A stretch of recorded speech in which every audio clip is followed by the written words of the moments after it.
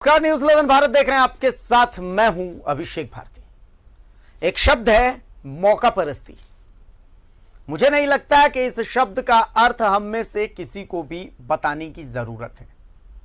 शाब्दिक अर्थ को छोड़ देते हैं, लेकिन अगर मौका परस्ती को समझना है तो आप इस तरीके से समझिए कि झारखंड में जब कोरोना ने रफ्तार पकड़ी तो 3 महीने पहले आनन फानन में स्वास्थ्य कर्मियों को भर्ती किया गया। कहा गया कि भाई आप अनुबंध पर आ जाइए।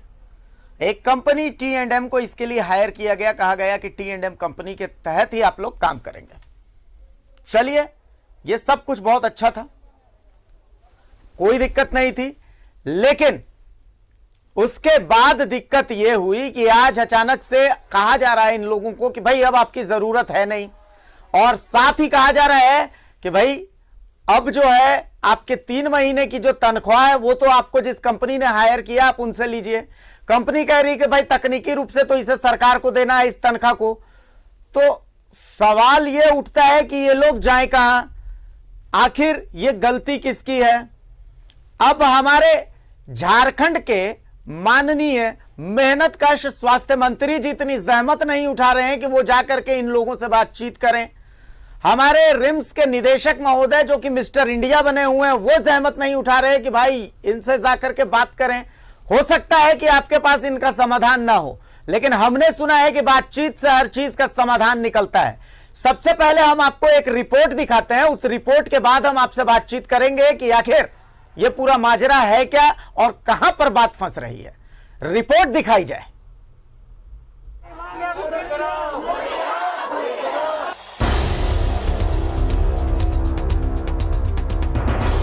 हमें ठेंगा क्यों दिखाया साहब?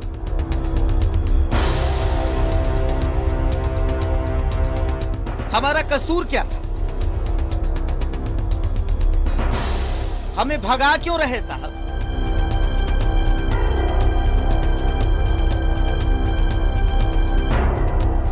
जब कोरोना था तो आनन फानन में हमें बहाल किया, और अब जब कोरोना गया तो हमसे ही तौबा कर रहे आप।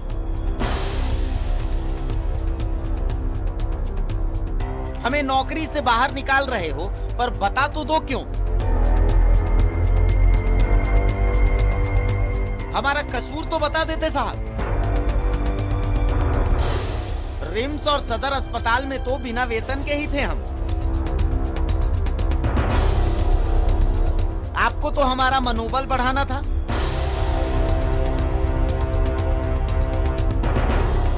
पर आपने तो हमारा हौसला ही तोड़ दिया।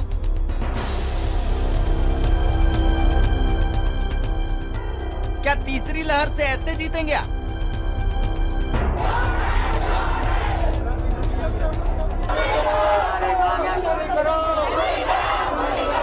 ये सवाल, ये दर्द झारखंड के साहब, माफ कीजिएगा, झारखंड के सबसे मेहनतकश स्वास्थ्य मंत्री माननीय बन्ना गुप्ता साहब से। सवाल इसलिए कि माननीय मेहनतकश मंत्री जी ने कोरोना काल में अपने परफॉर्मेंस को लेकर के खुद अपनी ही पीठ खूब थपथपाई। हर जगह कोरोना के आंकड़ों को गिनाया और अपने विभाग की सफलता गिनाई। पर सवाल है, कोरोना से मेहनतकश मंत्री जी अकेले लड़े थे क्या? क्या रिम्स और सदर अस्पताल के इन अनुबंध कर्मियों का इसमें कोई योगदान नहीं था? क्या ये जो प्रदर्शन कर रहे लोग हैं ये कोरोना योद्धा नहीं है? अगर हैं तो आखिर क्या मजबूरी है कि इन्हें इस कदर अपने हक के लिए सड़कों पर उतरना पड़ा?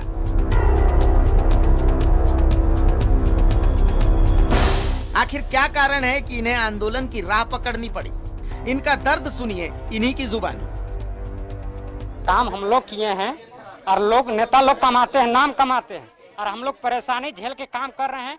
लोग कहां कहां से, लोग अदर डिस्ट्रिक्ट से, अदर स्टेट से लोग आके काम किए हैं, और हम लोग के साथ बहुत बेहरामी कर रहा है, अत्याचार कर रहा है। हम लोग के साथ ना पेमेंट मिला है, ना हम लोग को खाना पानी मिला अभी तक, और बोलते हैं लोग कि हम लोग स्वास्थ्य चला रहे हैं, स्वास्थ्य चला रहे हैं। तो उन लोग को जो ज्वाइनिंग लेटर ना मिला है, ना हम लोग को पास मिला है, और हम लोग को बाइक में आने जाने में हम लोग को बहुत सारा प्रॉब्लम हुआ है।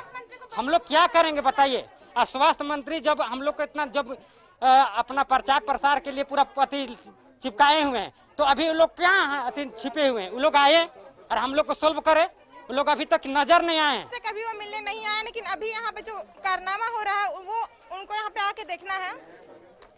स्वास्थ्य मंत्री बन्ना गुप्ता सर को अभी यहाँ आना है, क्योंकि रिम्स अपना हाथ खड़ी कर दी है कि हम आपको नहीं जानते। टीएनएम कंपनी है, वो बोलती कि हम नहीं जानते। दोनों बोल रहे हैं एक दूसरे को कि पेमेंट हम नहीं करेंगे, तो पेमेंट हम लोग कौन करेगा? 1.5 महीना तक हम लोग यहाँ पे काम किए हैं, इतने सारे पोस्ट निकाले हैं मंत्री, स्वास्थ्य मंत्री ने हम लोगों से इतना काम किया है, और अभी हम लोग को निकाल दिया जा रहा है, हम लोग को पेमेंट नहीं किया जा रहा है। ये सब प्रॉब्लम को सॉल्व करने के लिए उनको यहाँ आना है। ऐसा काम करेगा तो तीसरा लहर में कौन आएगा? कैसे काम करेगा आदमी? 1 महीना का तो पेमेंट यहाँ तो 1.5 महीना हम लोग का काम करा करके पैसा नहीं दे रहा, तो तीसरा लहर में काम कौन करेगा? पहला चीज ये है ना, हम लोग को ज्वाइनिंग दिया, बोला था 1 हफ्ता में ज्वाइनिंग देंगे, वो भी नहीं दिया, ना पास दिया, हम लोग कुछ नहीं दिया, और हम लोग काम कर रहे हैं, भरोसा के ऊपर काम कर रहे हैं। बेरोजगारी इतना बढ़ गया, कहाँ जाएगा आदमी? दुश्मन न करे दोस्त ने वो काम किया है,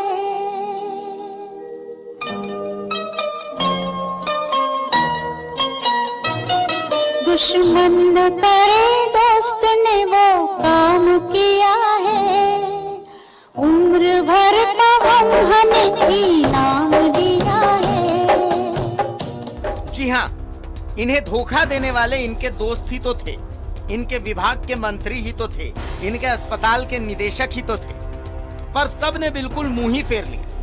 ये वो लोग हैं जिन पर कल तक हम फूल बरसा रहे थे, इन्हें पूज रहे थे, कह रहे थे वाह गजब लोग हैं, अपनी जान हथेली पर रखकर झारखंड के लोगों की सेवा कर रहे हैं, और आज अचानक आखिर ऐसी क्या बात हो गई जो इन्हें हटाया जा रहा है? आखिर क्यों इन्हें इनकी तनख्वाह से भी रोक दिया जा रहा है? ये बेचारे तो नाउम्मीद होकर हर जगह फरियाद करने पहुंच रहे, पर स्वास्थ्य मंत्री इतने मेहनतकश हैं कि उनके पास इन लोगों के लिए समय ही नहीं, और रिम्स निदेशक ने भी कसम ही खा ली है कि वो गायब होने वाली घड़ी उतारेंगे ही नहीं। अब रिम्स और टी&एम एजेंसी के चक्कर में इनका भविष्य पिस रहा है। बोल रहे हैं कि टीएनएम कंपनी द्वारा आउटसोर्सिंग से इन लोगों को यहाँ रखा गया था, और इसकी पूरी जिम्मेवारी टीएनएम पर थी। जिन शर्तों के साथ उसको यहाँ रखना था, उस शर्त को उन लोग ने पूरा नहीं किया, इसलिए इसमें रिम्स प्रबंधन का कोई इसमें हाथ नहीं है। हम लोग को 4 तारीख को एक वर्क ऑर्डर आता है कि आप लोग को रिम्स में करीब 1260 मैन पावर देना है, ठीक है, जिसमें से बहुत सारे पोस्ट थे, staff nurse, multipurpose worker, anaesthesia technician, lab technician, sweeper और सिक्योरिटी गार्ड, जो हम लोग आनंद फानंद में नियुक्ति करने लगे, क्योंकि उस समय कोरोना हाई पीक में था। तो हम लोग के सपोर्ट में आईएएस सर लोग भी थे, करण सत्यार्थी सर, आशीष अग्रवाल सर, वही लोग के देख रेख में हम लोग करने लगे। विदिन 7 डेज हम लोग करीब 858 लोग को दे दिए, जिसमें से अभी क्या हुआ, अचानक कुछ लोग को निकाल दिया गया। निकालने का मेन कारण है, रिम्स प्रबंधन का कहना है कि ये लोग 11 के बाद आए हैं, लेकिन हम लोग नियुक्ति 11 से पहले कर दिए हैं उन लोग को, ठीक है। उन लोग का रिज्यूम कलेक्शन जो इंटरव्यू वगैरह हुआ 11 से पहले हो गया था, लेकिन वो लोग को आने जाने में कुछ लेट हो गया। इवन क्या हुआ, 11 को कुछ लोग को नियुक्ति किए, वैक्सीनेशन भी करा रहे थे, आईएएस सर लोग वैक्सीनेशन किए, तो वो लोग को डिले हो गया, उस दिन ड्यूटी नहीं कर पाए। 12 को किए, कोई 13 को किए, क्योंकि कुछ लोग बीमार पड़ गए थे। लेकिन रिम्स प्रबंधन अब ये मान नहीं रहे हैं, जिसके कारण ये लोग उग्र हो गए हैं। और ये लोग का और दूसरा मांग है कि हम लोग को सैलरी दिया जाए सर, और हम लोग का इम्पैनलमेंट में कहना है कि हम लोग एज ए रिक्रूटमेंट करने के लिए वहाँ पे इम्पैनल्ड हैं, सैलरी नहीं दे सकते हैं, सैलरी रिम्स प्रबंधन का ही देना होगा। कोरोना योद्धाओं का ऐसा सम्मान अगर देश के किसी और राज्य में हो तो दिखा दीजिए, यकीन मानिए नहीं होगा, क्योंकि किसी राज्य के पास ऐसा मेहनतकश स्वास्थ्य मंत्री नहीं है, और ना किसी सरकारी अस्पताल के पास ऐसा जादुई घड़ी वाला मिस्टर इंडिया डायरेक्टर है। चलिए आप मंत्री हैं, फिलहाल सर्वशक्तिमान हैं, लेकिन एक बात बता दीजिए हमारे भोले भाले झारखंड वासियों को, तीसरी लहर बस आने वाली है, उससे लड़िएगा कैसे? जो लड़ने वाले हैं उनको तो आप खून के आंसू रुला रहे हैं। रांची से न्यूज़ 11 भारत के लिए सत्यव्रत किरण की रिपोर्ट।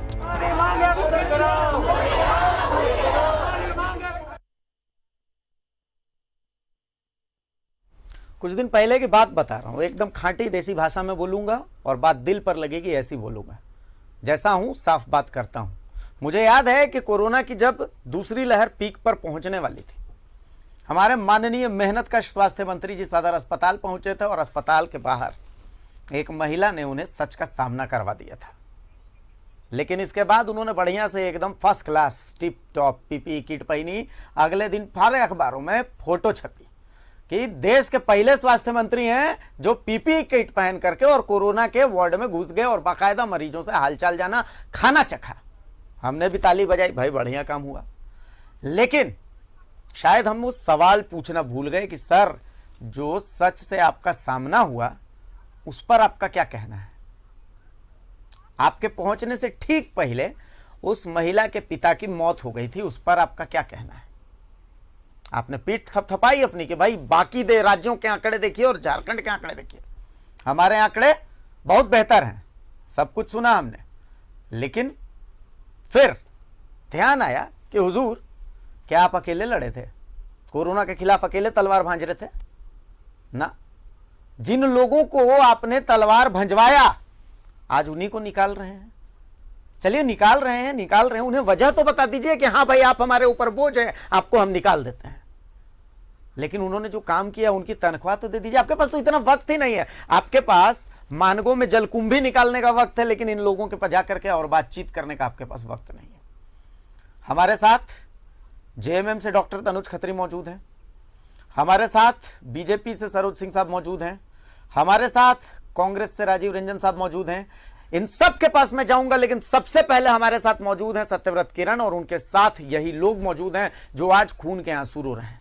ये वो लोग हैं जिन्हें कोरोना काल में आनन फानन में नियुक्त किया गया कि भाई आप अनुबंध पर ही आ जाइए, आ जाइए, आ जाइए, हमारी सांसें उखड़ रही हैं, आप आ जाइए, हमारे झारखंड की सांसें उखड़ रही हैं, आप आ जाइए। और उसके बाद आज जब कोरोना नीचे जा रहा है तो इन्हें खून के आंसू रुलाया जा रहा है। मैं एक बार सत्यव्रत के पास चलूंगा। सत्यव्रत, आपके साथ शायद वो लोग मौजूद हैं, क्या कहना चाहते हैं वो लोग? सरकार तक उनकी आवाज हम पहुंचाएंगे, स्वास्थ्य मंत्री तक उनकी आवाज हम पहुंचाएंगे। क्या कह रहे हैं वो लोग, एक बार सुनाइए।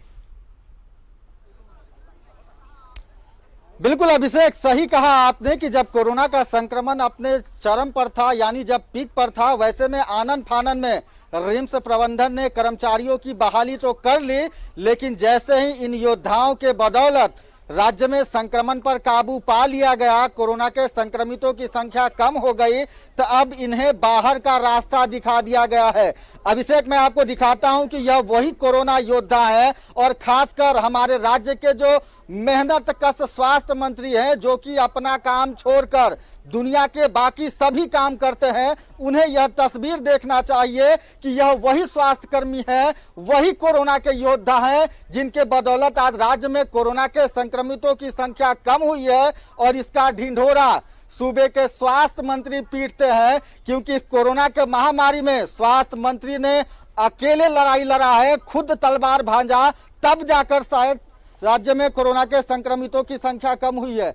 आप जैसे लोगों के कारण ही राज्य में कोरोना के संक्रमितों की संख्या अब कम हुई है। स्वास्थ्य मंत्री जी को लग रहा है कि हम खुद तलवार भांज के सब खत्म कर दिए। मैं प्रीति मेहता, सुपरवाइजर एमएल पार्किंग में। यहाँ पे सभी लोगों को कार्य पर रखा गया और 1 महीने और 15 दिन काम करवाने के बाद अभी इनको डायरेक्ट हटाया जा रहा, और विदाउट रीजन 11 के जिसका ज्वाइनिंग नहीं है, 11 के बाद का डेट है, उन लोगों को हटाया जा रहा है। ये कोई रीजन नहीं हुआ हटाए जाने का। जब इन लोगों ने, जब कोरोना का जब कोई नहीं आ रहा था इधर, जब सारे देश में लॉकडाउन चल रही थी, तभी इन लोगों ने अपनी जान को जोखिम में डालकर यहाँ पर आकर काम किया। इन लोगों को विदाउट रीजन कैसे हटाया जा सकता है? स्वास्थ्य मंत्री को इस विषय पर गहनता से आना चाहिए यहाँ पर, और इस बात के लिए सॉल्यूशन दिया जाना चाहिए। तो हम चाहते हैं कि स्वास्थ्य मंत्री यहाँ कहीं आए और इस बात के लिए सही निर्णय लिया जाए। बिल्कुल, किसी अधिकारी से बातचीत हुई आपकी? रिम्स के एक मिस्टर इंडिया हैं जो कि एक अलग टाइप का डिवाइस यूज करते हैं, वो एक घड़ी है, उसको दबाकर वो गायब हो जाते हैं, दिखे हैं आप लोगों को अब तक? नहीं, हमें आज तक हमसे किसी की मुलाकात नहीं हुई, कोई हमसे मिले नहीं। इतना यहाँ पे हंगामा क्रिएट हुआ, लेकिन सब आते हैं और बस चले जाते हैं। मतलब उनको लगता ही नहीं हम यहाँ पे, हम दिखते ही नहीं है, हम लोग कुछ कर रहे हैं, उन लोग को कुछ मतलब नहीं है, बस आना है जाना है, बस वो लोग को देखना काम है। आप जिस जगह पे खड़े हैं और पिछले 3 दिन से जहाँ खड़ा होकर आंदोलन कर रहे हैं, उसी रास्ते से वो दिन में 4 बार आते हैं जाते हैं, एक बार भी नजर नहीं पड़ी आप लोगों को? हम लोग की नजर पड़ी, लेकिन शायद वो हम लोग को अनदेखा करके निकल जाते हैं यहाँ से। अच्छा सत्यव्रत, क्या इन्होंने क्या स्वास्थ्य उम्मीद मंत्री से लेकर कभी आए मिलने थे की जब कोशिश यहाँ- की है, उन तक संदेश भेजने की कोशिश की है? एक बार पूछिए ना। लोग यहाँ पर आए लोगों को सहयोग करने के लिए। बिल्कुल, स्वास्थ्य मंत्री से कभी कोई मुलाकात हुई या उनसे मिलने की कोई कोशिश की आप लोगों ने? सर हम लोग तो हमेशा कोशिश रहती है कि उनसे मुलाकात करें, लेकिन आज तक कोई मुलाकात नहीं हुई सर। और उन्हें कभी आना चाहिए यहाँ पे, क्योंकि रिम्स जो है झारखंड की सबसे एक सेंटर है कोविड के लिए, या फिर सबसे बड़ा अस्पताल माना जाता है। तो हम लोग ये उम्मीद करके यहाँ पे आए थे, और हालांकि जितने भी वहाँ वर्कर है सब सर रिम्स के नाम पे यहाँ पे काम करने आए हैं। बहुत लोग कहीं से जॉब छोड़ के भी आए हैं यहाँ पे काम करने। और सर जिस समय लोग अपने आप को, मतलब अपने आदमी को कोरोना मरीज को छूने से डर रहे थे, उस समय हम लोग सभी को छुए हैं, सबको सेवा दिए हैं। और आज सर जब कोरोना खत्म हो गया तो हम लोग को वैल्यू नहीं दिया जा रहा है, बिना टाइम के निकाला जा रहा है हम लोग को, विदाउट नोटिस दिए हुए। बिल्कुल अभिषेक, सही कहा इन्होंने। जब कोरोना का संक्रमण पीक पर था, जब लोग अपनों को छोड़कर चले जा रहे थे, वैसे में यही वो स्वास्थ्यकर्मी हैं जो अपने घर परिवार से दूर संक्रमण का खतरा उठाते हुए अपनी जान हथेली पर रखकर लोगों की सेवा कर रहे थे। स्वास्थ्य मंत्री जी से कोई मुलाकात हुई? अभी क्या कहा आपने कि वो सिर्फ फीता काटने आए थे? नहीं, वो मुलाकात हम लोग से नहीं हुई कभी। जो 5 तारीख के आए थे उसके बाद आज तक नहीं आए, हम लोग कोई बात नहीं हुई यहाँ से। अच्छा, जब यहाँ आए थे, रिम्स आए थे, कहाँ से आए हैं आप और क्या उम्मीद लेकर आए थे कि चलो रिम्स जाएंगे, वहाँ 3 महीने का कॉन्ट्रैक्ट नौकरी है, करेंगे, लोगों की सेवा करेंगे? अभी तक आप लोगों को वेतन तक नहीं मिल पाया। हाँ, वेतन तक नहीं मिल पाया, और हम लोग को 3 महीने के लिए बोला गया था, कम से कम 3 महीने के लिए बोला गया था, और ना लेटर वगैरह कुछ नहीं मिला, ना सैलरी वगैरह कुछ नहीं, ना ज्वाइनिंग लेटर, ना आई कार्ड। बिल्कुल, मैं वापस आता हूँ सत्यव्रत, मैं आपके पास वापस आऊंगा। सत्यव्रत, मैं आपके पास वापस आऊंगा। लोगों को ये सच जानना बेहद जरूरी है। देखिए, मैंने शुरुआत में जब इस प्रोग्राम को शुरू किया था तो मैंने एक शब्द कहा था, मौका परस्ती। अब मौका परस्ती का मतलब क्या होता है ये लोग समझ गए होंगे कि मौका परस्ती किसे कहते हैं। समझा जा सकता है कि भाई ऐसे लोगों का घर कैसे चल रहा होगा। आप सोचिए कि ये कोरोना का काल है, सारी आय की व्यवस्था लगभग ठप हो चुकी है। ऐसे में ये लोग हैं जिन्हें सैल्यूट किया जाना चाहिए कि भाई इन्होंने घर बार सब छोड़ करके एक मौका मिला सेवा करने का। इन्हें सेवा को सलाम करने की जगह हम फिलहाल इनके ऊपर तलवार लटका चुके हैं कि भाई अब तुम्हें नहीं हटाया जाएगा। ठीक है, आप हटा दीजिए, आप स्वास्थ्य मंत्री हैं, आप मेहनत का स्वास्थ्य मंत्री हैं, आप इन्हें हटा दीजिए, आप हटा दीजिए। लेकिन सर आप इन्हें बताइए तो कि आप क्यों हटाना चाह रहे हैं। क्या आप अपने किसी बहुत नजदीकी को वहां पर काम देना चाहते हैं? क्या कोई आपका बहुत प्रिय है जिसे आप उनकी जगह लाना चाहते हैं? या फिर इनकी शक्ल आपको पसंद नहीं है, आते जाते इनकी शक्ल आपको इरिटेट? आखिर आप ठेंगा इन्हें दिखा क्यों रहे हैं? ऐसे तो आप एक दिन झारखंड को भी ठेंगा दिखा देंगे। हमारे साथ हमारे मेहमान मौजूद हैं। सबसे पहले मैं राजीव जी आपके पास ही आ रहा हूं। राजीव जी, क्या आपको लगता है इनकी मांग गलत है? कहां पर दिक्कत आ रही है? नहीं, मांग इनकी बिल्कुल दुरुस्त है और इनकी मांग जायज है। मुझे तो पता नहीं था कि इस टॉपिक पर चर्चा होनी है, इसलिए मैं इस पर कोई तैयारी के साथ नहीं आया हूं। इसलिए मैं कोई झूठ या सच के घेरे में लाने का प्रयास नहीं करूंगा। मैंने जब आपका रिपोर्ट देखा तो निश्चित रूप से मुझे जो लग रहा है कि जो कंफ्यूजन का मामला है वो कंफ्यूजन है कि जिस एजेंसी को काम दिया गया इनको अपॉइंट करने के लिए, उसके साथ इनकी क्या बात हुई या किस प्रकार से इन लोगों को लाया गया, उनका कोई लेटर ऑफ अपॉइंटमेंट दिया गया या नहीं, किन शर्तों के आधार पर इनकी नियुक्ति वहां पर हुई, और जो डेट का मामला आ रहा है कि 11 तारीख और उसके बाद के ज्वाइनिंग का, तो इसके लिए सीधे एक तो रिम्स जो है ऑटोनोमस बॉडी है, रिम्स अपने फैसले खुद लेता है। रिम्स के साथ इनका करार कंपनी का हुआ कि आउटसोर्सिंग पर आप जो है मैन पावर सप्लाई कीजिए, और उस मैन पावर के सप्लाई के बाद आज ये स्थिति उत्पन्न हुई है। तो ये चिंता का विषय जरूर है, लेकिन मैं आपको पूरी तरह से आश्वस्त करता हूं कि अभी कल या परसों मंत्री जी बाहर गए हुए थे। मंत्री जी अक्सर बाहर रहते हैं। नहीं, अक्सर बाहर रहते हैं तो ये जरूरी नहीं है कि रांची में ही रहे। मंत्री जी पूरे राज्य के मंत्री हैं, इसलिए उनको जाना पड़ता है कहीं। तो वो आए हैं, अब उनके बाद उन तक भी मैं भी बात को आपके पहुंचाने का प्रयास करूंगा कि इनके साथ न्याय होना चाहिए। डॉक्टर तनुज, क्या आपको नहीं लगता कि इनके साथ इंसाफ होना चाहिए? बहुत देर हो गई, मंत्री जी को इन तक पहुंचना चाहिए, क्योंकि जिसके पास ये विभाग है कम से कम उनकी ये जिम्मेदारी है कि वो ऐसे लोगों के पास पहुंच करके, आखिर क्योंकि सिर्फ रिम्स की बात नहीं है, रिम्स और सदर अस्पताल दोनों की बात है। और सबसे बड़ी बात है कि देखिए, जो ये कोरोना वॉरियर है, बाकी राज्य जिनका सम्मान कर रहे हैं, यहां पर इकलौता ऐसा राज्य है जहां पर कि ये आंदोलन पर उतर है। बिल्कुल अभिषेक जी, हम आपको और आपकी पूरी टीम को, न्यूज़ 11 की टीम को धन्यवाद देना चाहते हैं कि आपके माध्यम से ही ये बातें सामने आई। हमें भी इसकी जानकारी नहीं थी, और जिस तरीके से हम सभी जानते हैं कि पूरे भारत में, मैं थोड़ा सा हटके बोल रहा हूं, बोलिए ना। लगभग 12.5 करोड़ नौकरियां कोविड काल में चली गई, और कोविड काल ऐसा काल था जिसमें चाहे राज्य के मुखिया हो, चाहे राज्य के स्वास्थ्य मंत्री हो, किसी भी क्षेत्र के मैं कहूं तो वर्कर हो, उन्होंने उन सब ने मिलकर के लड़ने का काम किया, जिसमें मुख्यतः प्रमुखता ऐसे लोगों की भूमिका सबसे अहम हो जाती है। और जैसा कि राजीव जी ने भी अभी उसका उल्लेख किया कि जो रिम्स है वो एक ऑटोनॉमस संस्था है। जब किसी संस्था को ऑटोनॉमस का दर्जा मिल जाता है तो मैं आपके चैनल में ये कहता हूं कि वो कहीं ना कहीं किसी न किसी प्रकार की मनमानी कर ही देता है। हर ऑटोनॉमस बॉडी में देखने को हुआ। देखिए, ये बोलने में कोई लिहाज नहीं है, क्योंकि आप सच बोलने के लिए बैठे हैं तो हमें भी यहाँ फर्ज है कि हम सच के सिवा कुछ नहीं बोले। तो वो करता है। अब बात है कि किस एजेंसी के साथ उन्होंने करार किया, क्या स्वास्थ्य मंत्री को या स्वास्थ्य मंत्रालय को इसकी जानकारी है या नहीं है, ये सब चीजों को देखने की जरूरत है। और ये सब को चीज को तुरंत देखने के बाद मुझे लगता है कि ज्यादा समय नहीं लगेगा, मामला संज्ञान में आ चुका है, और सरकार और सरकार के जो भी नुमाइंदे होंगे वो तत्काल उनसे संपर्क करेंगे, और जो भी गलतियां हुई होंगी किसी के माध्यम से उसको दंडित करने का काम किया जाएगा। और किसी के साथ, ये हेमंत सोरेन जी की सरकार है, एक लोकप्रिय युवा मुख्यमंत्री जो झारखंड के एक एक झारखंडी का दर्द समझता है, उससे अन्याय नहीं होने देंगे। मैं यही कह सकता हूं आपके चैनल। सारी बातें आपने सुन ली, सब कुछ आप देख भी रहे हैं।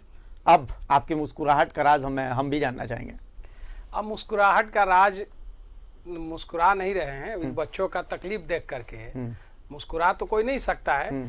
ये दोनों मित्र के जवाब सुन करके मेरी मुस्कुराहट निकल गई, क्योंकि आपने लगभग 15 मिनट में देख रहा था, पूरी बारीकी से एक एक विषय को बताया है, और एक एक चीज, एक एक बच्चों का जो उन्होंने, जो कोरोना वॉरियर्स कहे, इनकी सारी बातों को आपने दिखाया है। और उसके बाद दोनों मित्रों का जिस तरह से उस पर आया है, तो वो जनता भी सुन रही है। ठीक है, अब बताइए कि मंत्री जी को पता नहीं है, आप संज्ञान में ला दिए, हम इसको देखेंगे, ऑटोनोमस बॉडी है, रोज माने मंत्री जी का उस पे, रिम्स पे नियंत्रण नहीं है। अरे भाई, जिन बच्चों के चलते, जिन लोगों ने कोरोना वॉरियर्स ने ये ठीक कहा एक बच्चे ने कि इस महामारी में अपने परिवार और घर के लोगों को कोई नजदीक नहीं जा रहा था, और वहां पर ये सब मिलकर के काम किए इतना, तो ये सरकार को देखना चाहिए कि भाई इनका अभी क्या कह रहे हैं। ये तो किसी ने नहीं कहा कि हमको नियुक्ति दीजिए और परमानेंट नियुक्ति दीजिए। इन्होंने सिर्फ, मैं तो सुन रहा था, मैं एक चीज ही सुन रहा था कि इन लोग का कहना है कि जो हम काम किए हैं उसका वेतन दीजिए। वेतन नहीं मिला है। ये डिबेट का विषय था। ये मंत्री जी सोए नहीं है तो क्या कर रहे हैं ये सरकार, और संजीदा सरकार, झारखंडियों के हित वाली सरकार। तो ये क्या झारखंड के लोग नहीं है क्या? झारखंड के बाहर के लोग शायद होंगे, तब संजीदा सरकार, झारखंड के हित वाली सरकार नहीं सुन रही होगी। संजीदा सरकार का स्थिति देखिए और इनके मंत्री जी का स्थिति देखिए। मंत्री जी तो मंत्री जी, आप देखिए कि रिम्स के निदेशक के पास इतना वक्त नहीं है कि भाई जाकर के उनसे बात कर लें। आप सोचिए, नाम लिया, मैं आपको बता रहा हूं, मतलब आप अंदाजा लगाइए कि पूरे कोरोना काल में रिम्स के अंदर डायरेक्टर साहब देखे ही नहीं गए हैं। वो अपने आराम से केली बंगले में आराम कर रहे हैं। मतलब ये तो, मतलब क्या बताऊं मैं आपको सरोज जी, इसको विचित्र स्थिति है। आप जिस तरह कह रहे हैं, और ये बच्चे वहां काम कर रहे थे, इनको तनख्वाह नहीं मिल रहा है, तनख्वाह की मांग कर रहे हैं। कोई नियुक्ति, इनके 2021 नियुक्तियों का वर्ष था, ये बेचारे तनख्वाह मांग रहे हैं कि हम काम किए, हमारा जो है पैसा दीजिए। और दोनों हमारे मित्र, कांग्रेस के मित्र कह रहे हैं कि तैयारी करके नहीं आए हैं। अच्छी बात है, बड़ी संजीदगी से कहा, लेकिन साथ साथ ये भी कह रहे हैं क्या एग्रीमेंट हुआ है, नहीं हुआ है। कोई भी एग्रीमेंट हुआ है, कुछ भी एग्रीमेंट हुआ है, इनका पैसा तो दिलवाइए ना, इनका पैसा दिलवाइए। संजीदा मुख्यमंत्री हैं आपके, इसको ये विषय तो एक दिन में ये तो बहस का विषय है। आप समझ सकते हैं कि सरकार कैसे चल रही है और सरकार के लोग कितने संजीदा है, इससे आप पता लगा सकते हैं। जवाब यही दोनों देंगे। राजीव जी, देखिए, मेरे काबिल मित्र सरोज जी ने जिन बातों की ओर इशारा करके और इसमें राजनीतिक रंग देने का प्रयास किया है, मैं उनको इस विषय पर, मैंने तो पहले ही कहा कि मैं किसी झूठ और सच के दायरे में इसको घुमाने का प्रयास नहीं करूंगा। बेहद संवेदनशील मामला है, कहां पर गलतियां हुई है।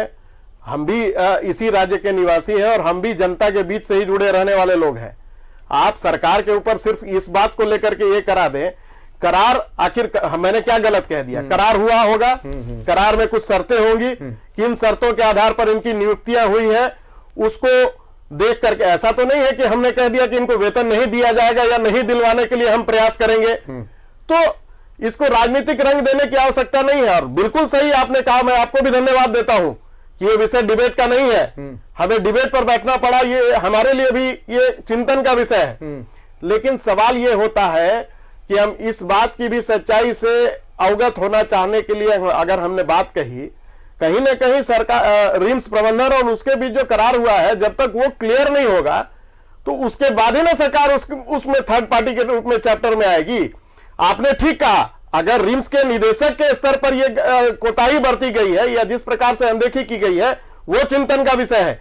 और मैं आपको आश्वस्त करता हूं कि यह विषय ऐसे ही नहीं जाएगा, चाहे वो निदेशक हो या कोई भी अधिकारी हो जो उस एजेंसी से निविदा किया है, उसको दिया गया है, किन शर्तों पर करार हुआ है, अगर कहीं पर भी कोताही हुई होगी तो उसको चिन्हित करके दंडित करने का काम यह सरकार अवश्य करेगी और इन बच्चों के साथ न्याय होगा। मैं इस आपको आश्वस्त करता हूं।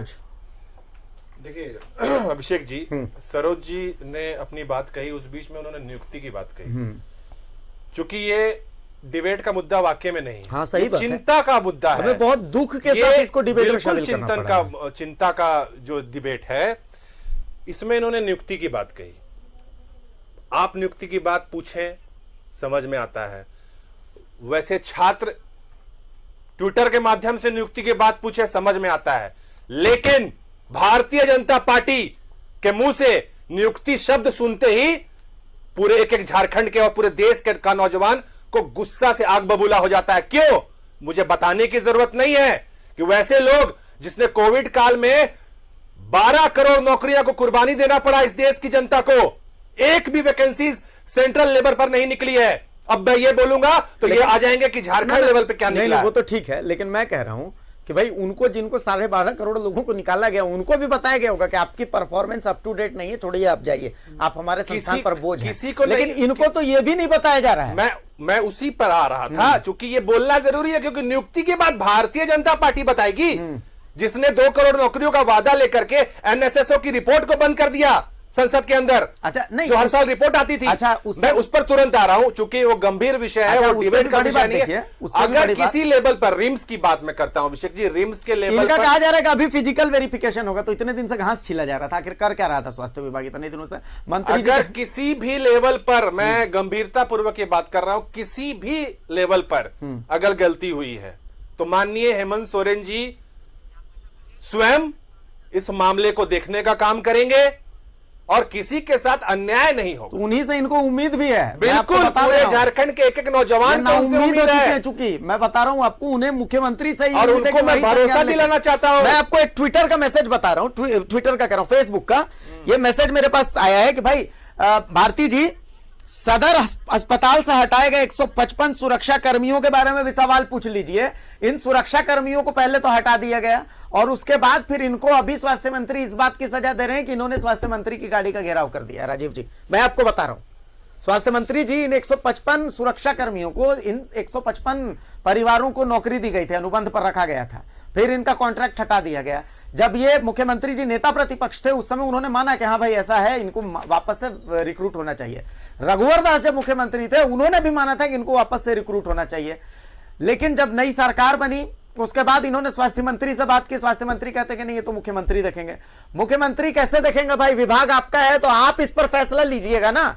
विभाग अगर स्वास्थ्य मंत्री का है, स्वास्थ्य विभाग, तो स्वास्थ्य मंत्री, लेकिन स्वास्थ्य मंत्री इसलिए नाराज हैं कि भाई स्वास्थ्य मंत्री ने इनकी सुनी नहीं। एक दिन इन्होंने स्वास्थ्य मंत्री की गाड़ी का घेराव कर दिया और बस ये सब नाराज हो गए। मैं आऊंगा, ये सारी बातें अभी होंगी, ये सारी बातें होंगी और हम सत्यव्रत के पास भी जाएंगे। आप उन सबके चेहरे देखिएगा। मुझे लगता है 28 साल 30 साल के ऐसे नौजवान हैं, मेरे और तनुज के उम्र के लोग हैं ये लोग, जो अपने कैरियर की शुरुआत कर रहे हैं। मैं सब दिखाऊंगा, दर्शक भी कहीं मत जाइएगा, क्योंकि ये आपके लिए भी देखना बेहद जरूरी है। हमें समझना है, हमें जानना है कि आखिर हमारे मेहनत का स्वास्थ्य मंत्री जी ने हमें ठेंगा क्यों दिखाया, इन लोगों को ठेंगा क्यों दिखाया, और अगर इन लोगों को दिखा दिया तो फिर वो तो झारखंड को भी ठेंगा दिखा देंगे। एक छोटा सा ब्रेक ले रहे हैं, ब्रेक के बाद जल्द हाजिर होता है।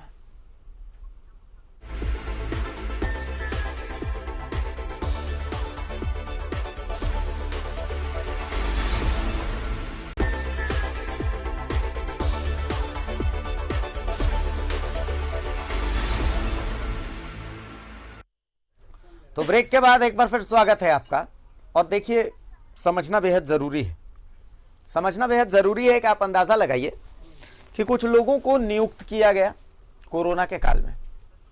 कोरोना का काल एक ऐसा काल था जब मैंने अपनी आंखों से देखा, बाकियों का तो पता नहीं, लेकिन मैंने अपनी आंखों से देखा कि पिता की चिता को बेटे ने मुखाग्नि नहीं दी, छोड़ करके शव को चला गया। ये वो वक्त था, हमने वो भी देखा है। और हमने वो भी देखा है कि ये कोरोना वॉरियर्स जिनकी हम बात कर रहे हैं, ये कोरोना वॉरियर्स ऐसे थे जिन्होंने बिना किसी रिश्ते के लोगों की सेवा की। मैंने देखा, अपनी आंखों से देखा है। सत्यव्रत हमारे साथ मौजूद हैं, जो कि तमाम उन कोरोना वॉरियर्स के साथ मौजूद हैं। सत्यव्रत, एक बात जो है जो हम जानना चाहेंगे, जो शायद यहां पर हमें ऐसा लग रहा है कि भाई स्वास्थ्य मंत्री जी कहेंगे कि नहीं ये तो निदेशक का मामला है, निदेशक साहब कहेंगे कि ये तो स्वास्थ्य विभाग का मामला है, लेकिन क्या वहां पर मौजूद लोगों को पता है कि भाई उन्होंने जिस समय ज्वाइन किया था तो क्लॉज क्या रखा गया था, क्या कंडीशंस रखे गए थे, उनसे कोई फॉर्म फिलअप करवाया गया था, उसमें क्या कुछ लिखा था? कुछ ऐसी बात बता सकते हैं ये लोग?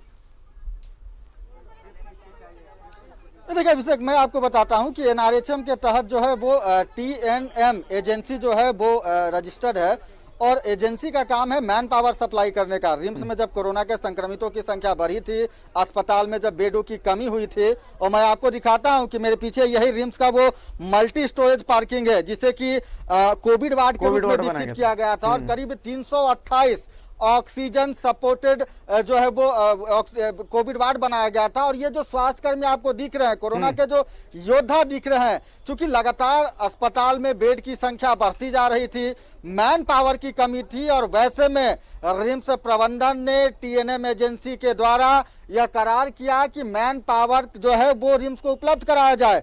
उस वक्त चूंकि संक्रमण का खतरा ज्यादा था, लोग नहीं मिल रहे थे। आपको पता होगा कि अपने पिता के चिता को आग देने वाला जो युवक था वो अपने पिता के पास नहीं जाता था, यानी कि रिश्तों को शर्मसार कर दिया था कोरोना ने, अपनों से अपनों को अलग कर दिया था। और वैसे में इन स्वास्थ्य कर्मियों के बदौलत जो है वो रिम्स के कोविड वार्ड में जो है सेवा ली जा रही थी। लेकिन जैसे ही राज्य में कोरोना के संक्रमण की संख्या कम हुई, इन लोगों को बाहर का रास्ता दिखा दिया गया, यानी कि जब तक जरूरत था तब तक यह कोरोना के योद्धा थे, इन पर फूल बरसाए जाते थे, इनका सम्मान किया जाता था। लेकिन अब चूंकि कोरोना का संक्रमण कम हो गया है तो अब इन्हें कोई पूछने वाला नहीं है। आपने बताया कि आपके जो दूसरे स्वास्थ्य कर्मी हैं जो हेहल में रह रहे थे, उनको खाना तक नहीं मिल रहा, उन्हें हटा दिया गया वहाँ से हटा दिया गया। जिनका भी ज्वाइनिंग डेट 11 के बाद है, उन्हें कहा जा रहा है कि आपको 17 तारीख तक पैसा दे दिया जाएगा। 17 तारीख तक उन्होंने कहा, जबकि इन लोगों ने 19 तारीख तक काम किया गया है, तो 17 नोटिस पहले ही आ चुकी थी, फिर भी इन लोगों ने हम लोग को बताया नहीं है। जब 19 को हम लोग ने जाकर वहाँ रिम्स प्रबंधन से बात किया, तब ये नोटिस हम लोग को दिया गया और बोला गया कि 17 तक के मतलब पेमेंट आप लोग को दिया जाएगा, और 19 तक लोग काम कर ही रहे थे। और फिर अचानक इन्फॉर्मेशन आता है कि आप लोगों को 17 तक का ही पेमेंट मिलेगा। ऐसा क्यों? और शुरुआत में ही हम लोगों से एफिडेविट पे साइन करवाया गया कि 3 महीने का आपको पैसा दिया जाएगा, 3 महीने तक आप काम कीजिएगा। जो निकला था NHM के तहत, उसमें लिखा था कि 3 महीने आप लोग को रखा ही जाएगा, फिर अचानक 1.5 महीने में ही लोग को हटाया जा रहा है। अभिषेक, इन्हें कोई सरकारी नौकरी नहीं चाहिए, 3 महीने का करार किया गया था, वो 3 महीने का ड्यूटी भी नहीं चाहिए। बस इनकी मांग है कि जितने दिन इन्होंने सेवा दी है, कई ऐसे लोग हैं जो 1-1.5 महीने से काम कर रहे हैं, कितनी तनख्वाह इन्हें दी जानी थी? काम पर रखा जाए। जब हम लोगों ने एफिडेविट पे साइन किया तो कितना तनख्वाह का बात हुआ था आप लोगों को? मैं यहाँ सुपरवाइजर के पोस्ट पे हूँ। जो लेटर है 2138, उसमें सुपरवाइजर का कोई जिक्र ही नहीं है। जब हमने अभय तिवारी सर से पूछा कि इसमें से सुपरवाइजर का कोई पोस्ट नहीं, तो हम लोग कैसे काम करें, तो वो बोले हम लोगों को कि ये पोस्ट जरूरत के हिसाब से देख के क्रिएट किया गया है, जिसका सैलरी 20,000 है। लेकिन अब वो हम लोग को बोलते हैं कि आप लोग MTS हैं, आप लोग का सैलरी 10,000 है। आप लोगों को क्या कहा गया था, कितना सैलरी दिया जाए? 20,000 सैलरी की बात ये फ्रॉड है। IS ऑफिसर ये फ्रॉड का केस है, ये 420 का केस है। चेक कर रहे थे कि कैसे हम लोग काम करवा रहे हैं, हाँ, जब यहाँ पे कोरोना के पेशेंट थे तभी हम लोग का डेली चेकिंग किया जाता था कि हम लोग कैसे डेली का। आप अस्पताल में क्या काम करते हैं, क्या सैलरी दिया कहा गया था? हम मैनिफोल्ड में सर, वो हम लोग को 10,000 का सैलरी पे रखा गया था। तो सर वो ऑक्सीजन डिपार्टमेंट में हम लोग है सर, यहाँ से ऑक्सीजन सप्लाई होता है अस्पताल में। तो मिला, पैसा मिला? नो सर, अभी तक किसी को पेमेंट नहीं मिला है। सर अभी तक जाने लेकर क्या उम्मीद लेकर आए थे जब रिम्स में बहाली हुई थी? तो क्या उम्मीद लेकर आए थे? हम लोग उम्मीद लेके आए थे कि यहाँ पर ही काम करना है, पैसा मिलेगा, सेवा भी हो जाएगा। कोरोना में जब लोग मर रहे थे, अच्छा, सत्यव्रत, तो उस समय हम लोग सेवा की। एक सवाल इनसे लीजिए कि इन लोगों को क्या लगता है, क्या स्वास्थ्य मंत्री इन लोगों से इतने बेरुख क्यों हैं? आखिर स्वास्थ्य मंत्री चुप क्यों है? इन लोगों को भी तो कुछ सोच होगी, इन्हें क्या लग रहा है? बिल्कुल अभिषेक, स्वास्थ्य मंत्री जो अब अभी पूरे देश में जो है वो वाहवाही बटोर रहे हैं कि राज्य में कोरोना के संक्रमितों की संख्या कम हुई है, उसमें स्वास्थ्य मंत्री जी का बड़ा योगदान है। आप जैसे योद्धाओं के कारण ही कोरोना का संक्रमण कम हुआ है। क्या ऐसा नहीं लगा कभी स्वास्थ्य मंत्री को कि एक बार आके आपका पीठ थपथपाए? इस संकट में जब आपको नौकरी से हटाया जा रहा है, कोई देखने वाला नहीं है। समाज सेवी हूँ मैं, मेरे को ये बताइए। असल में ये बोलेंगे क्या? इनके पास शब्द ही नहीं है, समझ में नहीं आ रहा है कि बोले क्या। उनको यहाँ के जो भी यहाँ पे सहायता दे रहे कर्मचारी लोग, उन लोगों का ये पीठ थपथपाना चाहिए कि जिस वक्त अपने घर के लोग भी उन्हें सहायता कर नहीं पा रहे थे और कर भी पा रहे थे, तो मतलब उन्हें सलाह दिया जाता था कि आप बाहर ही रहे, ऐसा दूरी मेंटेन करें। तभी उस समय डॉक्टर और ये जो स्टाफ है उन सब लोगों ने यहाँ पे किया है काम, तो इनको सहानुभूति दी जानी चाहिए और काम से नहीं निकाला जाना चाहिए। और 3 महीने का जब कहा गया तो कम से कम 3 महीना, जबकि यहाँ पे कहा गया था कि जरूरत के अनुसार 1 साल तक काम दिया जाएगा। एक बात समझ में नहीं आती, एक बात समझ में नहीं आती कि इन्हें तो हटा देंगे। चलिए ठीक है, मैं समझ सकता हूं कि हो सकता है उनकी कुछ मजबूरी होगी।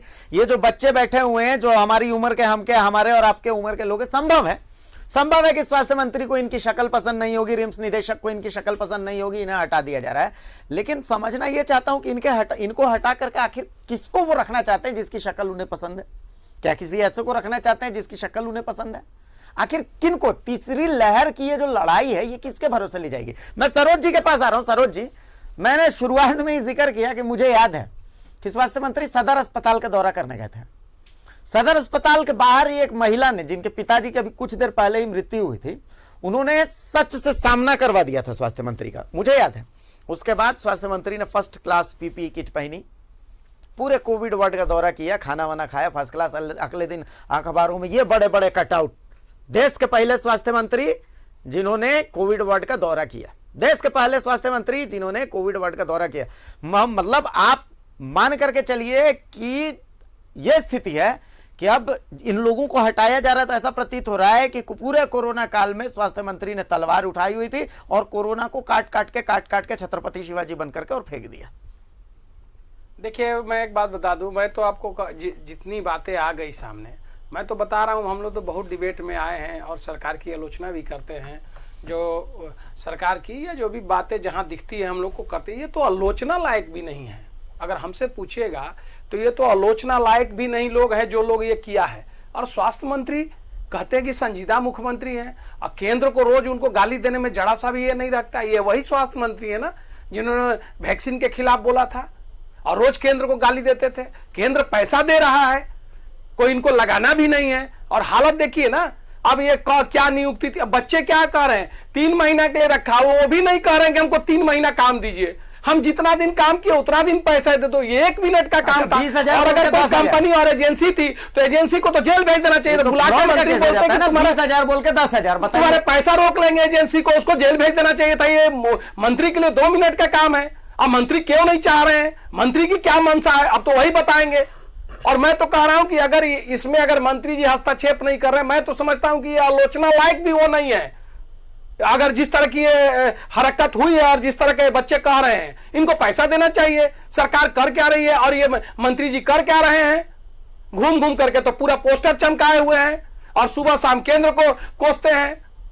तो इनको बताना चाहिए और मेरे मित्र भाई, अब हम इस पे नहीं, हम इस डिबेट को डाइवर्ट नहीं करना चाहते हैं। खत्री भाई ने बहुत कुछ कहा कि नियुक्ति का बस 12 करोड़ नौकरियां गई, ये करी, हम उस विषय को डाइवर्ट भी नहीं करना चाहते हैं, हम उस पर करना भी नहीं चाहते हैं। 12 करोड़, अगर 12 करोड़ नियुक्तियां गई है पूरे देश में, अगर कोविड में, तो राज्यों में भी गई है, ये केंद्र की केवल जिम्मेवारी नहीं है। लेकिन मैं उस विषय पर डिबेट पे जाना ही नहीं चाहता, मैं इसी पर रहना चाहता हूं कि इन लोग आज बोल रहे, दोनों लोग बैठे हुए हैं, मैं चाहता हूं यहाँ पर दोनों लोग ये कहते जाएं कि कब तक इनका पेमेंट करा रहे हैं। आज सिर्फ हमारी मंशा है कि ये जो पीछे खड़े लोग हैं, जिनको सैल्यूट करना चाहिए, कम से कम हम पर, हमारे राज्य झारखंड पर ये आक्षेप न लगे कि हमने कोरोना, ये दोनों लोग बताएं कि कब तक इनका पेमेंट होगा, इनको कब तक पेमेंट होगा, ये दोनों लोग बताएं, यहाँ कह करके जाएं। और खत्री जी, आपने बहुत कहा, बहुत कुछ आरोप लगाया, मैं सारे चीजों का जवाब का आरोपों का जवाब दे सकता हूं। आपने कहा कि डाइवर्ट नहीं करना है, लेकिन क्या करना है, मैं समझता हूं कि इस पर आप जवाब दीजिए, दूसरे विषय में मत ले जाइए, नहीं तो हम सब पर 100 गुना जवाब दे सकते हैं। बताइए फिलहाल इसी विषय, चलिए इसी पर बताइए आप लोग, और कब तक उनका भुगतान होगा। मैं हो गया, डाइवर्ट नहीं करने की बात इन्होंने कही, बहुत अच्छा बात इन्होंने कही, और हम कोशिश करेंगे कि अगली बार जब भी हम लोग आए तो हम लोग कभी कोई मुद्दा को डाइवर्ट नहीं करेंगे। नहीं, संजीदा स्वास्थ्य मंत्री पर बात हो जाए, आप देखिए, राजीव जी भी यहाँ बैठे हैं, संजीदा स्वास्थ्य मंत्री पर बात हो जाए, और मिस्टर इंडिया जो है उनके डायरेक्टर, उस पर बात हो आज। एक मिनट, आप देखिए, 20,000 बोल करके अगर 10,000 दिया जा रहा है, क्या ये फ्रॉड का केस नहीं बनता? उसी पर आ रहा हूं, 420 का केस निश्चित तौर पर। अभिषेक जी देखिए, जो उनके माध्यम से, सत्यव्रत भाई के माध्यम से जो हमें पता चला, शायद T&M कंपनी है, मैन पावर एजेंसी की कंपनी है। पहली चीज, डाइवर्ट नहीं हो रहा है, थोड़ा सा क्लिस्टर की T&M को NRHM ने, झारखंड के NRHM ने देखना होगा कि वो किसने नियुक्त किया है पहले T&M को, उससे क्या करार हुआ है, इसमें सरकार का हस्तक्षेप होगा। अब होगा हस्तक्षेप, क्योंकि संकट आज आन पड़ा है। लेकिन मामला सीधी तौर पर क्लियर हो गया कि जब कि एजेंसी और NRHM और रिम्स प्रबंधन, तीन लोगों के बीच में, 3 इंस्टीट्यूशनल बॉडी के बीच में ये सारी चीजें हुई। एक चौथी इंस्टीट्यूशनल बॉडी भी है, मैं बता रहा हूं क्यों। चौथे का नाम मैं इसलिए ले रहा हूं क्योंकि उन्हीं की जिम्मेदारी है रिम्स की स्वास्थ्य व्यवस्था, वो आपका स्वास्थ्य विभाग जो है वो उन्हीं का जिम्मेदारी। मंत्री को इससे कैसे बाहर करने की अभिषेक जी, मैं आना चाहता हूं। बोलिए। देखिए, जिस प्रकार से स्वास्थ्य मंत्री को आप बतौर विलेन पेश कर रहे हैं, मुझे लगता है कि इतनी बड़ी बात नहीं होगी कि उनके इतने मेहनत का आप एक दिन में पूरा घोड़ मट्ठा कर दीजिए। मैं उतने देर से डिबेट में इस विषय पर नहीं आ रहा था। बोलिए। लेकिन मैं ये कह रहा हूं कि आपने चर्चा किया। चलिए, मैं अब हीरो बनाता हूं उनको, मैं हीरो बनाता हूं। आप सुनिए, मैं अब हीरो बनाता हूं। आज तो इस बात पर तो आपको खुश होना चाहिए कि मैं हीरो बना रहा हूं। गजब, स्वास्थ्य मंत्री जी ने क्या काम किया, इनकी तनख्वाह रोक दी, तो गोली मार देनी चाहिए। मैं कहता हूं कि बेकार की बात है, ये बेकार की बात है ना कि स्वास्थ्य मंत्री इंटेलेक्चुअल डिस्कशन इस प्रकार से चैनल में मैं पहली बार देख रहा हूं। इंटेलेक्चुअल डिस्कशन में इस प्रकार का डिस्कशन में पहली बार देख रहा हूं।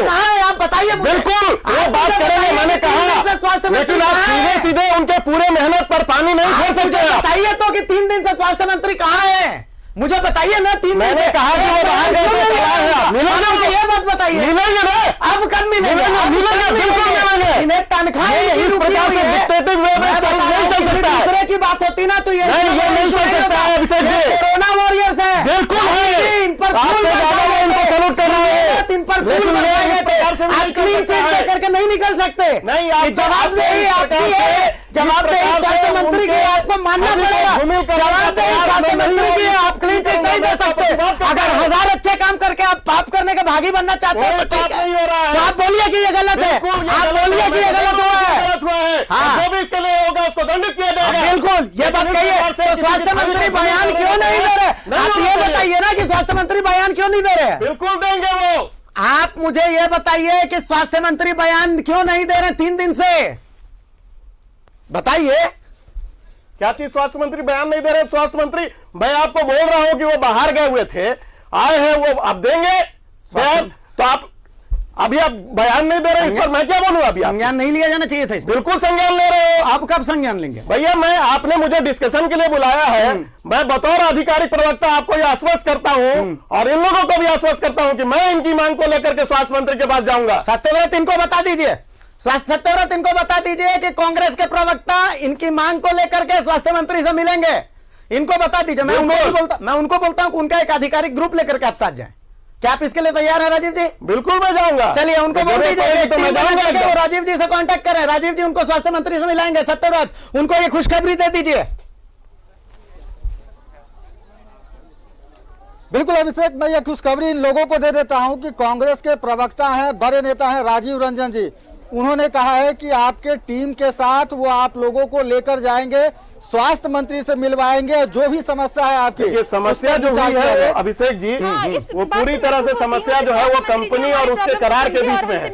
उन करार का उल्लंघन हुआ तो निश्चित रूप से वो लोग दंडित होंगे। मैं उसके लिए मैं कहता हूँ ये जिम्मा किसका था? निकाला जाए और जब 3 महीने के लिए कहा गया तो सबको 3 महीने के लिए रखा जाए, ना कि 1.5 महीने में भगाया जाए और सबको उचित वेतन दिया जाए। और हमें जब बोला गया 20,000 तो 20,000, रिम्स में हम लोग काम करने आए हैं तो कुछ उम्मीद लेकर आए हैं। ये झारखंड की सबसे बड़ी अस्पताल है, स्वास्थ्य संस्था है, यहाँ पर काम करने से जो एक्सपीरियंस सर्टिफिकेट है वो दिया जाए और हम लोग को मतलब एक सम्मानित के तौर पर कि हम लोग कोविड में सहायता किए हैं, तो इसके लिए हमें एक सर्टिफिकेट दिया जाए कि हम लोग कोविड में सहायता प्रदान किए हैं। बिल्कुल अभिषेक, देखिए मामूली डिमांड है। रिम्स प्रबंधन ने जिस योजना के तहत इन्हें जो है वो नियुक्त कराया था उसकी मांग है इनका वेतन दे दिया जाए और यह युवा जो अपने भविष्य को लेकर लगातार चिंतित हैं, उनके भविष्य पर ध्यान दिया जाए, उनका भविष्य अंधकार में ना चला जाए, इन्हें एक प्रमाण पत्र दिया जाए, एक वर्क एक्सपीरियंस हो, ताकि यह आगे चलकर किसी भी दूसरे अस्पतालों में जो है वो अपनी ड्यूटी दे सके। और जो बहुत छोटी छोटी मांगे। हाँ राजीव जी कुछ कहना चाह रहे थे। देखिए बिल्कुल वाजिब मांग है इनकी और इसकी मांग को मैं किसी तरह से ये नहीं कर रहा हूं। मैं पूरी चीजों को लेकर के इनके जो 4-5 नुमाइंदे हैं, मैं पूरा उतना भीड़ लेकर के तो संभव नहीं है, बाकी तो जो इनके नुमाइंदे हैं उनको लेकर के मैं कल ही प्रयास करूंगा कि मैं कल ही मिलूं स्वास्थ्य मंत्री से और ये लोग इन लोग को मेरा नंबर 4-5 लोगों को तैयार रहने के लिए बोलिए, जो इनमें से हैं, जो इनके जो नेतृत्व करने की क्षमता रखते हैं, जो अपनी मांगों को स्वास्थ्य मंत्री के सामने रख सकें। राजीव जी से वो मिलेंगे, राजीव जी इनको लेकर के स्वास्थ्य मंत्री के पास कल ही चले जाएंगे। उनको ये जानकारी दे दीजिएगा और उनको बोलिए कि भाई कोरोना योद्धा ऐसे ये किसी सर्टिफिकेट के मोहताज नहीं है, कोई इनको माने चाहे नहीं माने, ये झारखंड का आम जनता इनका सम्मान करती है, इनके साथ खड़ी है, न्यूज़ 11 भारत इनके साथ खड़ा है, इनको इसके लिए चिंता करने की जरूरत नहीं है, किसी सर्टिफिकेट के मोहताज नहीं है, ये सम्मान के लिए। सत्यव्रत बता दीजिए इन्हें। थाना में डालवा दिया जाएगा।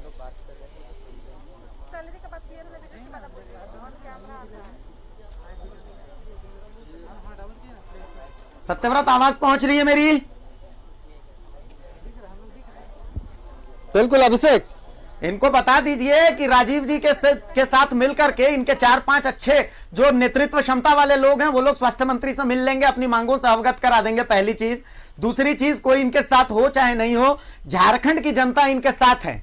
कोरोना योद्धा के सम्मान के लिए किसी सर्टिफिकेट का मोहताज नहीं है ये लोग। न्यूज़ 11 भारत बाकायदा सैल्यूट करके, मैं यहाँ लाइव टीवी में इन्हें सैल्यूट करता हूं, इनके कोरोना योद्धा को सैल्यूट करता हूं। हाँ राजीव जी कुछ बोल रहे हैं। लेकिन वो सर्टिफिकेट भी इनकी वाजिब मांग है। हाँ, वो सर्टिफिकेट इनके आने वाले करियर में उनको काम आएगा। ठीक है, और झारखंड की जनता भी इनके साथ है। सत्यव्रत इनको बता दीजिए।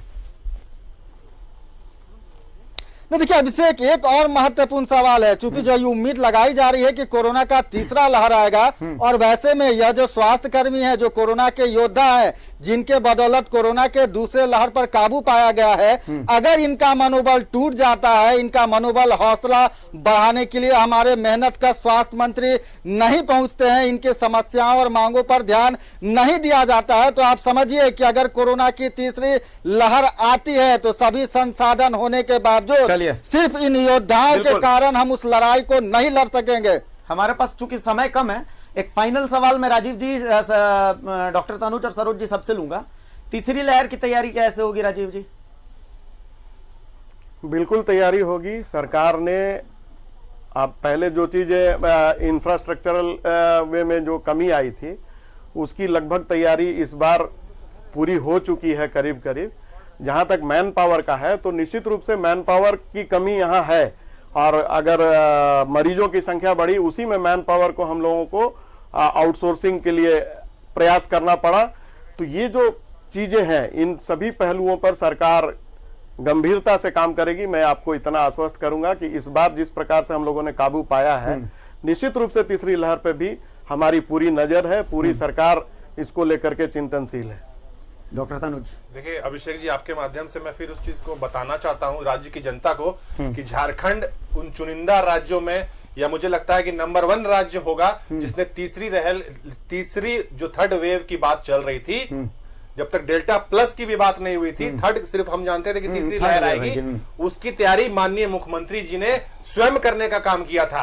और किस तरीके से, चूंकि उस पे हमें ये इनपुट था कि ये जो थर्ड वेव होगा ये बच्चों को लेकर के होगा, तो बच्चों को ध्यान में रखते हुए आईसीयू को डेवलप किया गया, उनके खेलने की सब चीजें। तो ऑलरेडी झारखंड गवर्नमेंट इसमें तैयार है और हम समझते हैं कि जो समय हमें इन दिनों मिल रहा है उसमें मैन पावर की जो जरूरते होंगी उसको भी पूरा करने का काम इस समस्या का तो समाधान होगा ना? इस समस्या का समाधान जैसे बोल दिया आपने, आपके लिए संज्ञान में चुकी है। तौर पर होगा इस समस्या का समाधान। सरोज जी, देखिए, केंद्र सरकार ने झारखंड और पूरे प्रदेशों को, पूरे देश में पूरी व्यवस्था केंद्र से कोरोना से लड़ने के लिए व्यवस्था की है।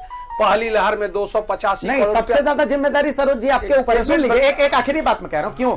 क्योंकि अगर राजीव जी निराश करेंगे, अगर डॉक्टर तनुज निराश करेंगे, इनकी पार्टी निराश करेगी, तो उस पर आ रहे मैं अब कहने, देखिए, पहली लहर में 285 करोड़ रुपया केंद्र ने राज्य को दिया, दूसरी लहर में 227 करोड़ रुपया केंद्र ने राज्य को दिया, और तीसरी लहर की संभावना को देखते हुए केंद्र ने 200 करोड़ रुपया भेज दिया राज्य को। तो राज्य को पूरी जो है राज्य को व्यवस्था करना है। केंद्र तो सहयोग करके पहली लहर, दूसरी लहर, तीसरी लहर सब में पैसा दे रहा है, वेंटिलेशन से लेकर वैक्सीन तक सब केंद्र दे रहा है। इनको तो व्यवस्था करना है, और व्यवस्था क्या किए हैं मंत्री जी इनके तो सामने। इनकी लड़ाई ये दोनों कहे हम लड़ेंगे और राजीव जी ले जा रहे हैं, नहीं लड़ेंगे तो आप इन बच्चों की लड़ाई भारतीय जनता पार्टी लड़ेगा। और इसके भारतीय जनता पार्टी कभी किसी की लड़ाई लड़ी नहीं सकती। भी शामिल है, जेएमएम भी शामिल है। चलिए, वक्त का तकाजा ये कहता है, वक्त का तकाजा ये कहता है। बहुत शुक्रिया सत्यव्रत, तमाम बच्चों को कहिए न्यूज़ 11 भारत के साथ। बहुत शुक्रिया राजीव जी, बहुत शुक्रिया डॉक्टर तनुज, बहुत शुक्रिया सरोज जी। फिलहाल वक्त का तकाजा ये कहता है कि हमें इजाजत लेनी पड़ेगी। फिलहाल वक्त का तकाजा ये कहता है कि हमें इजाजत लेनी पड़ेगी, लेकिन इन बच्चों की आवाज सरकार को सुननी पड़ेगी। इन बच्चों की आवाज हमारे मेहनतकश स्वास्थ्य मंत्री साहब को सुननी पड़ेगी। इन बच्चों की आवाज हमारे मिस्टर इंडिया निदेशक साहब को सुननी पड़ेगी। अगर नहीं सुनेंगे तो भगत सिंह ने जिस तरीके से अंग्रेजों को सुनाया था, न्यूज़ 11 भारत भी आपको वैसे ही यह आवाज सुनाएगा। फिलहाल मुझे इजाजत दीजिए, नमस्कार।